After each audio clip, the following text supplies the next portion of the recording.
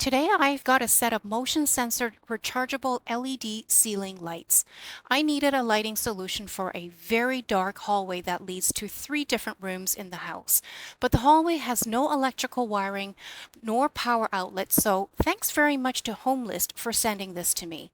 As you can see, the box has some basic information and installation instructions printed on it, but we're going to take a closer look at it.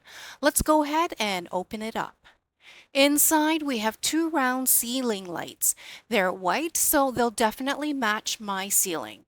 This set also comes with a manual which includes colored pictures to go along with the instructions. So I think that will come in handy when we install the lights.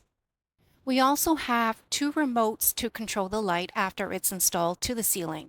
There's also two USB cables that will allow us to charge up the lights. And I'm also glad to see that the lights come with four sets of screws and plugs, two for each light.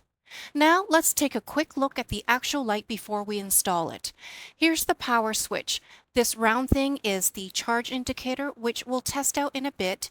And here's the sensor, which is supposed to detect motion up to 18 feet. And this switch on the far right allows you to set the light intensity, which we'll also test out later. Let's take a quick look at the remote now. We have the green on button and a red off button below, and then an auto button for nighttime sensing, and the one to the right with the picture of a sun is for daylight sensing, which is likely what we'll use since our hallway is dark even during the day.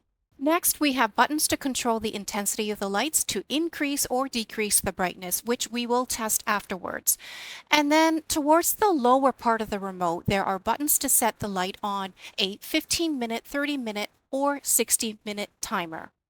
Around back, it looks like this remote requires a CR2025 3-volt lithium battery, which, by the way, is included, so that's a huge bonus.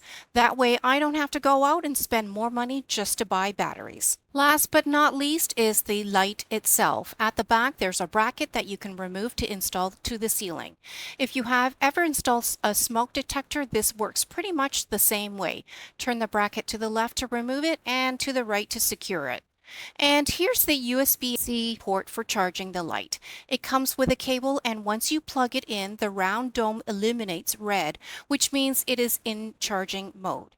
If you don't want to bend the cable, you can just flip the ceiling light over so it lies completely flat on the table surface while it charges. I'll come back in a follow-up video to show you the full installation, and then we'll test the lights so you can see how it works.